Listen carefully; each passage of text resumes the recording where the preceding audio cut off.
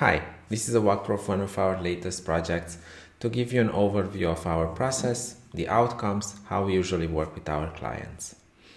In this particular case, it was a product sprint that we ran for 3 weeks with our client in order to define the MVP, create a prototype, test it with their customers, iterate on it, and then create all the design assets necessary for development. The first week, it's all about understanding the context. For this, we run a series of workshops with the product leaders, in our case the founders, to map all their insights and know-how. We usually start all our projects with the board that you can see on the screen, which gives us a good overview of the critical building blocks of any product. During this phase, we discuss about what's the product, who is our target audience, what problems do we want to solve for them, why should they care, why we actually care about this, what are the core features, challenges and blockers that might occur, advantages or opportunities that can be exploited for growth, what was tried so far and eventually what were the outcomes for that, goals and visions, where do we see this company in 2-5 years, how we measure success, how we plan to monetize, and competitors. Then we want to see how this product is different, what kind of unique value it will bring for the customer. Also, we want to see the competitors, what's already out there and what the landscape looks like. We then map the user persona and we are extra focused on the boxes in red: needs and goals, motivations, fears, frustrations, major pain points, habits and anxieties, and triggering events. We also added the job statement section to put the founders in the right mindset and understand that in the end what they want to build is a tool in the customer's hand. User story mapping gave us a good overview of the journey of the customer with the current setup, from buying the workshop, consuming the content, up until the end of the workshop, and see what's happening at each stage. This was a good starting point for defining the MVP, which you can see towards the bottom of the board. Then we've done assumption mapping to see what assumptions we have regarding desirability, viability, and feasibility. With all the notes on the board, it was quite easy to see what are those important assumptions that has no evidence so far, and we should see how we can tackle them. Besides all the exercises that are happening in the workshops, there are a couple of things that we do after that. One thing is we revisit the expert interview board and take some notes. You can see them on the How Might We section, and also there are a couple of personal notes that I put on the right side. These are things that we will reuse in the second part of the workshop. Another asset that I worked on was the customer journey map. This gives us a good overview of what's already happening during the journey of the customer and what are the main touch points, so we can see how they switch context and what challenges they might have. After this first week, we had a good overview of the context of the product and the business, and we had the key insights for the second part of the workshop with the whole team. During the second week of the workshop, we gathered the whole sprint team, so it's not just the founders anymore.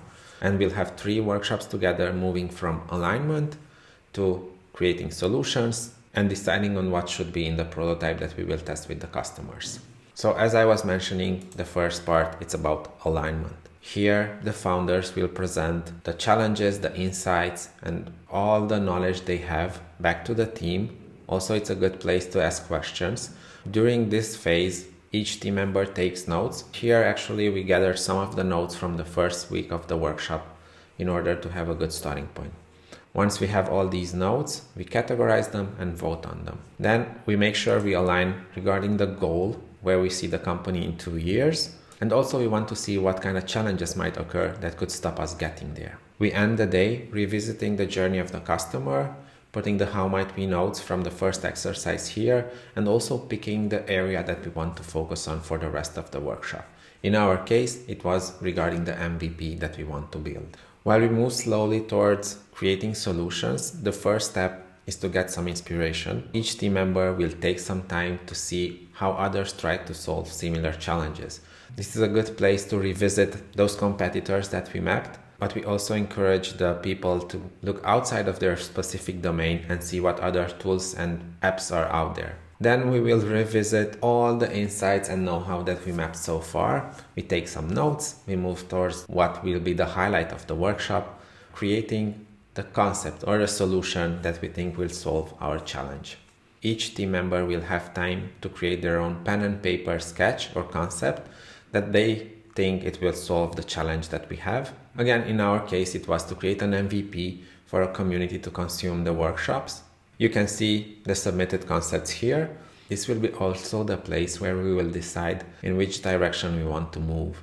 So we will pick a concept, then we will map out the critical steps that we want our customers to go through to see if they understand the value and they can navigate the MVP. Then we will define the prototype using a storyboard. Here we will define how each page should look like and what should be on them. So we'll use cutouts from the concepts that were submitted and also a sticky just to note down each element that should be on that specific page. This helps tremendously when you have 1.5 days to create a prototype because you don't have to second guess or go back and forth with different people.